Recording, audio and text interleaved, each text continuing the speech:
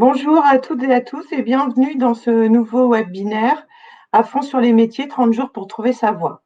Aujourd'hui, nous allons découvrir les métiers saisonniers dans le Médoc. Qu'est-ce qu'un métier qu'on appelle saisonnier? À quelle période de l'année? Combien de temps cela dure-t-il? Quels sont ces métiers? Est-ce qu'il y a des spécificités de travail et de métier? Quelles sont les différentes formations qui permettent d'y accéder et de se former? Pour répondre à toutes ces questions, je vais d'abord accueillir Aurélie Aucheux, qui est directrice du Parc national régional.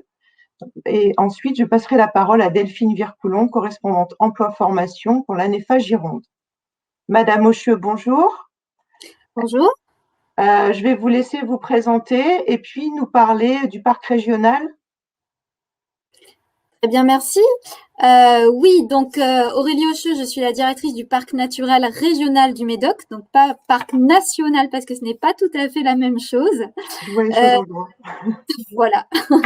Je vais vous partager un petit diaporama. Voilà, juste le temps de le faire pour vous présenter un petit peu plus à travers des cartes le territoire du parc naturel régional du Médoc. Si ça veut bien arriver. Alors oui, en effet, pourquoi le Médoc est classé depuis peu? D'ailleurs, depuis le mois de mai 2019, il est classé, il a obtenu cette labellisation nationale qui s'appelle Parc naturel régional. Et donc maintenant, le Médoc, en fait, a rejoint la famille des 54 parcs naturels régionaux qui existent en France. Alors, dans la famille des parcs naturels régionaux, on a des noms évocateurs. On a en effet la Corse, on a le Morbihan, on a le Queyras, on a voilà toute cette famille de territoires qui évoquent beaucoup de choses chez nous, notamment en premier lieu, j'imagine, dans l'imaginaire collectif de magnifiques paysages. Et bien le Médoc, il mérite ça, puisqu'en effet, c'est après une procédure assez longue et très exigeante que le territoire a pu recevoir cette labellisation-là. Alors, c'est quoi un parc naturel régional? En fait, c'est un territoire qui est un territoire rural, mais c'est un territoire habité, c'est-à-dire où il y a véritablement des activités, mais qui a comme spécificité d'avoir des patrimoines environnementaux, paysagers et culturels qui sont dits exceptionnels au plan national. Alors, c'est bien beau de le dire, mais il faut le démontrer. Quand on part dans une procédure comme celle-là, ça veut dire qu'effectivement, en Médoc, alors souvent le mot Médoc fait évoquer soit la mer, soit la vigne. Mais en fait, quand on regarde la carte du Médoc, eh bien, on a cette particularité d'avoir une vraie mosaïque de paysages. C'est-à-dire qu'on est capable de partir le matin sur les bords de l'estuaire, de rentrer à travers les marais interviticoles, de rentrer sur les croupes calcaires où s'installent toutes les vignes. On arrive dans des villages qui sont des villages de pierre blanche, et puis là, on commence à rentrer dans une forêt mixte, puis après dans le vaste territoire des Landes de Gascogne, avec cette vaste forêt de pins. On arrive sur les lacs, les grands lacs, les plus grands lacs d'Europe quand même, et puis ensuite, là, d'une blanche, l'océan. Et puis, particularité du Médoc, de sa toute pointe, en allant vers le Verdon, qui sont de vastes zones dites de marais, et qui aboutissent après tout au bout sur ce magnifique phare de Cordouan, qui, nous l'espérons, sera classé à l'UNESCO prochainement. Donc en fait, c'est vrai qu'on a cette typicité. Alors le territoire est grand, certes, mais finalement sur un territoire de cette dimension-là, on n'a pas souvent autant de milieux différents, du coup d'activités qui sont attachées très fortement à ces territoires-là.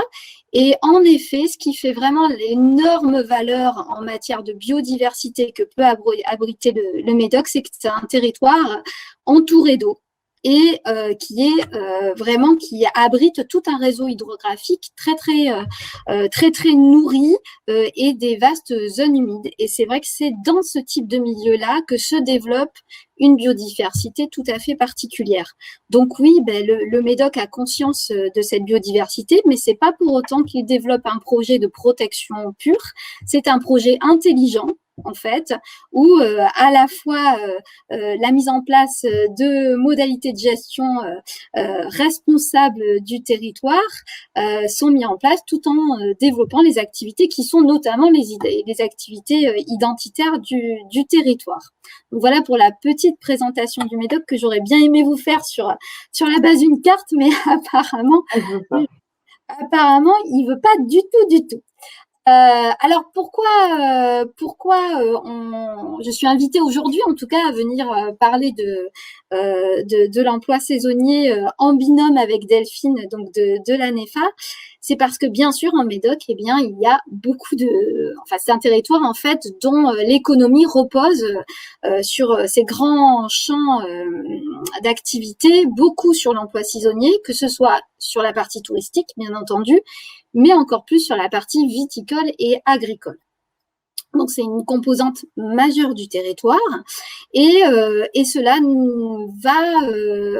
pose en tout cas au territoire des questions sur la manière dont il s'organise aussi pour accueillir en effet des travailleurs saisonniers sur le territoire, dont beaucoup d'entrepreneurs ont bien entendu besoin pour pouvoir développer leurs activités. Donc je crois que le diaporama est enfin activé. Tout à fait, oui. Bon, oui, je te l'ai mis Aurélie. Ah, super, merci Delphine. Donc voilà, ça c'était la carte des territoires et ça c'est la carte du Médoc que vous voyez à l'écran. Donc c'est ce que je vous décrivais, hein. C'est un territoire qui est bordé par l'estuaire donc de la Gironde et bien sûr par l'océan Atlantique. Donc voilà, on a aussi bien des stations balnéaires aussi bien connues comme Lacanau, Soulac, etc., Montalivet, que bien entendu des grands noms évocateurs en matière de viticulture. J'ose pas les prononcer parce que sinon ils vont m'en vouloir d'en avoir oublié quelques-uns. Voilà. Alors pourquoi le travail saisonnier en Médoc? Bien, comme je vous le disais, c'est parce que ça constitue véritablement des grands pans économiques du territoire et qu'il était important, notamment pour les élus du territoire, d'y voir un petit peu plus clair sur le nombre de personnes qui étaient accueillies chaque année sur ces travaux saisonniers et puis notamment aussi d'y voir plus clair sur à quelle période sommes-nous un territoire d'accueil de saisonniers sur globalement sur le territoire. C'est pour ça qu'on a mené en fait une première étude pour y voir clair.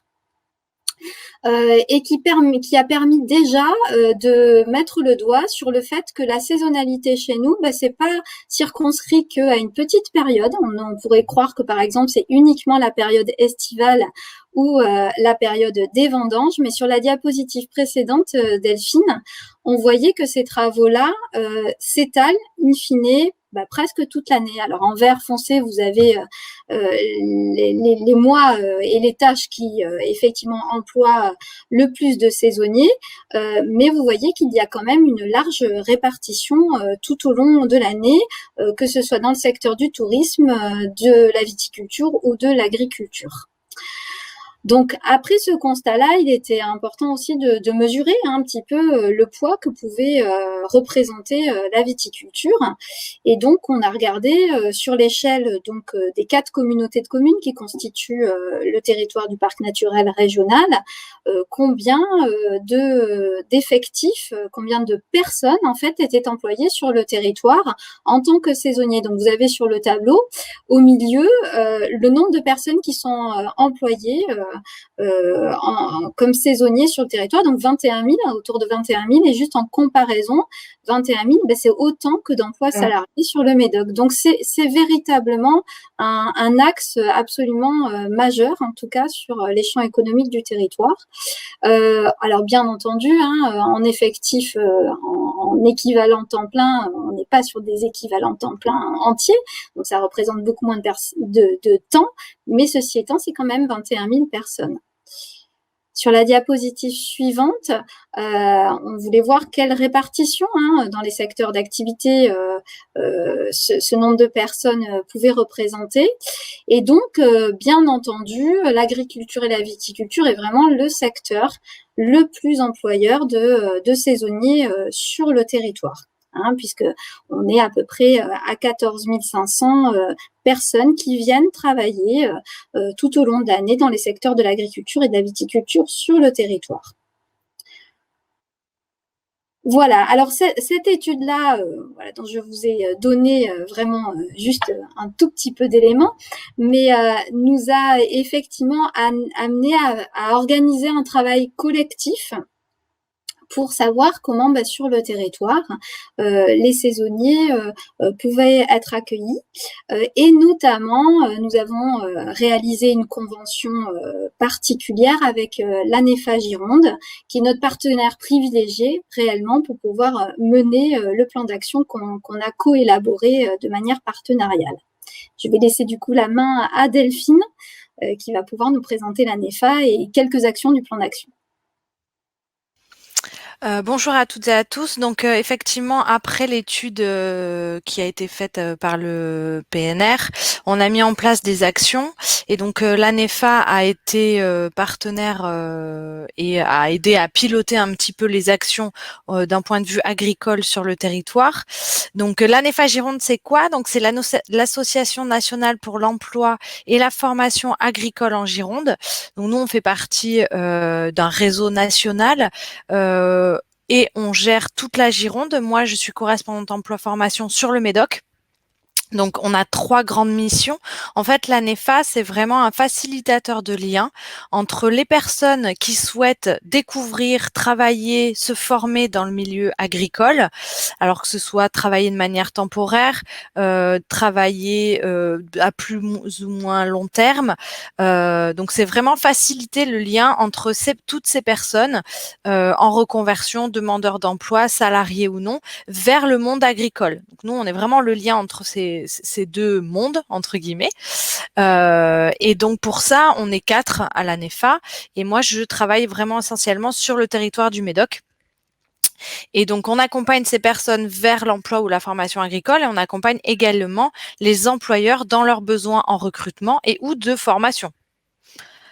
Donc c'est pour ça que avec le PNR, on a été un interlocuteur un peu particulier parce qu'on a une connaissance du territoire d'un point de vue